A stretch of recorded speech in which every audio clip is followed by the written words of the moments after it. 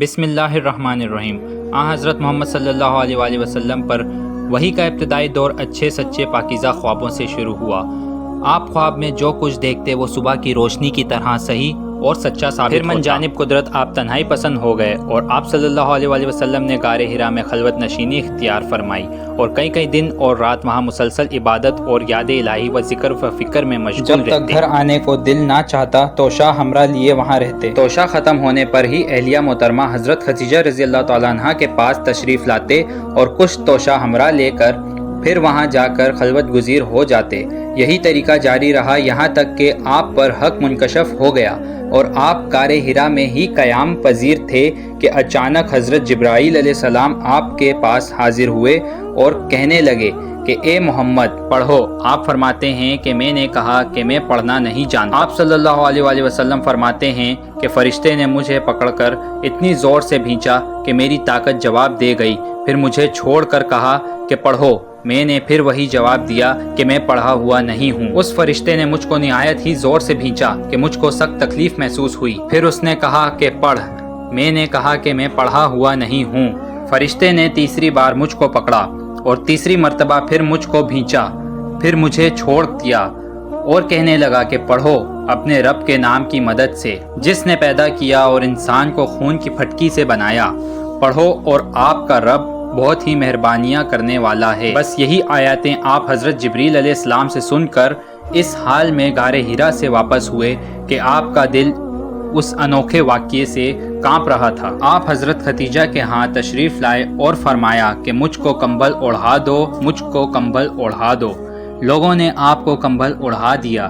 جب آپ کا ڈر جاتا رہا تو آپ نے اپنی زوجہ محترمہ حضرت خدیجہ رضی اللہ تعالیٰ عنہ کو تفصیل کے ساتھ یہ واقعہ سنایا اور فرمانے لگے کہ مجھ کو اب اپنی جان کا خوف ہو گیا ہے۔ آپ کی اہلیہ محترمہ حضرت خدیجہ رضی اللہ تعالیٰ عنہ نے آپ کی ڈھارس بندھائی اور کہا کہ آپ کا خیال صحیح نہیں ہے۔ خدا کی قسم آپ کو اللہ کبھی رسوا نہیں کرے گا، آپ تو اطلاق فاصلہ کے مالک ہیں۔ آپ تو کنبہ پرور ہیں، بے کسوں کا بوجھ اپنے سر پر رکھ لیتے ہیں، مفلسوں کے لیے آپ کماتے ہیں، مہمان نوازی میں آپ بے مثال ہیں اور مشکل وقت میں آپ امر حق کا ساتھ دیتے ہیں۔ ایسے اوصاف حسنہ والا انسان یوں بے وقت ذلت و خواری کی موت نہیں پا سکتا۔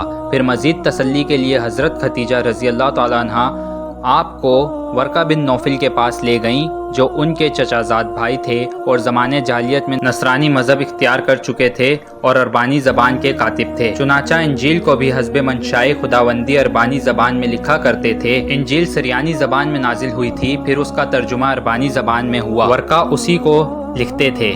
وہ بہت بوڑھے ہو گئے تھے، یہاں تک کہ ان کی بینائی بھی رخصت ہو چکی تھی۔ حضرت خدیجہ رضی اللہ تعالیٰ عنہ نے ان کے سامنے آپ کے حالات بیان کیے اور کہا کہ اے چچا زاد بھائی، اپنے بھتیجے محمد صلی اللہ علیہ وآلہ وسلم کی زبانی ذرا ان کی کیفیت سن لیجئے۔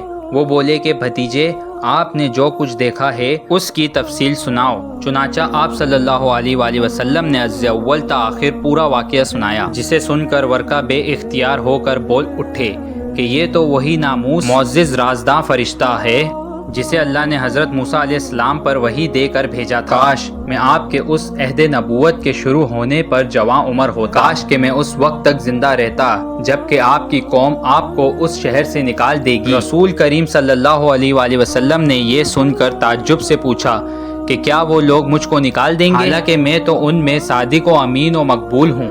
ورقہ بولے ہاں یہ سب کچھ سچ ہے، مگر جو شخص بھی آپ کی طرح امر حق لے کر آیا لوگ اس کے دشمن ہی ہو گئے ہیں۔ اگر مجھے آپ کی نبوت کا وہ زمانہ مل جائے تو میں آپ کی پوری مدد کروں گا۔